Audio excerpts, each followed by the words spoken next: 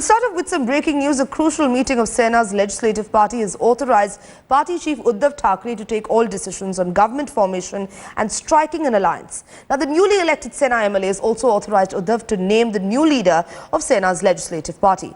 Sena Chief Uddhav is chairing the meeting at the moment.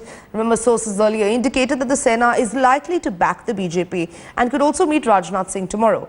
An announcement by the Shiv Sena on government formation in Maharashtra will be taking place only after the BJP elects its leaders in the state.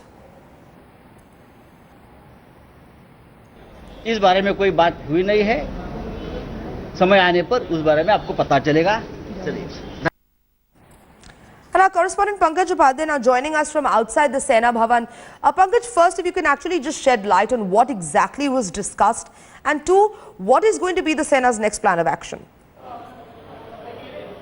Sanjana, it turned out to be an anticlimax of sorts here at the Shiv Sena Bhavan. One really expected that perhaps Uddhav Thackeray would have come and shed some light on what they were thinking about the alliance with the BJP. But then the top leadership of Shiv Sena is just not willing to talk about anything with the BJP. I had a word with Sanjay Raut, who just said two things: that the newly elected MLAs had a word with Uddhav Thackeray, and that it was the responsibility to elect the leaders was given to Uddhav Thackeray. Other than that, he was not willing to say anything.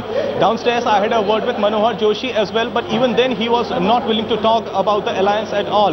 Just goes on to say that perhaps here mind games are being played, because earlier in the day Vinod Tawde had clearly stated that perhaps the newly elected MLAs would be celebrating Diwali today and that nothing more would be talked about. Just after that, because earlier in the day the Shiv Sena office bearers had told us that perhaps Uddhav Thackeray would be coming here and addressing the media people about the alliance. But moments after Vinod Tawde made the statement, a U-turn was made and Uddhav Thackeray did not even present himself here for the media briefing.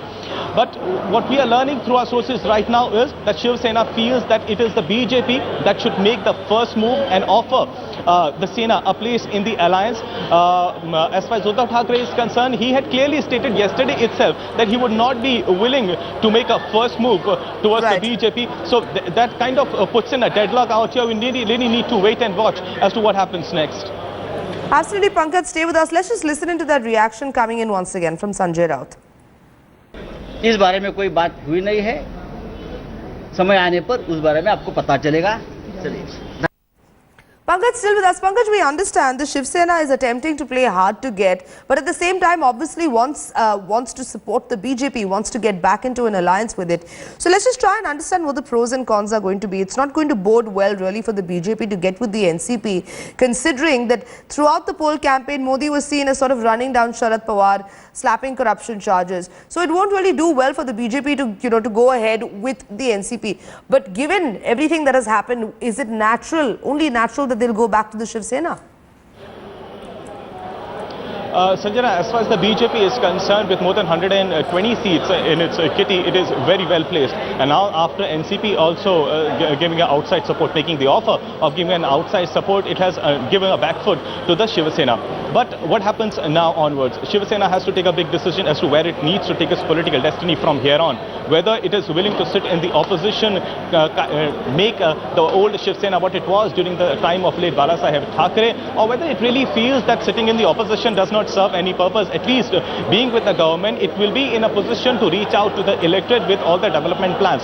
So this is, but if it does that, it will be playing a second fiddle to the BJP. And then the entire question whether Shiv Sena ceases to be a big regional power comes into play. So Uddhav Thackeray will have to take a big call on that. As far as the NCP is concerned, political experts opine that Sharad Pawar has taken a very clever decision when it says that outside support could be given to BJP. Right. There are a lot of scam-tainted ministers in the NCP. Now, it really works fine for Sharad Pawar to be on the government side.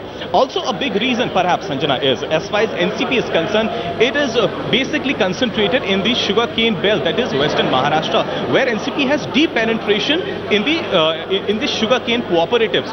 So if it is with the government, that it helps the NCP to retain its influence in the NCP. But it all depends on how the BJP is going to react from hence here onwards. Aligning with the Shiv Sena looks like a most natural thing to do.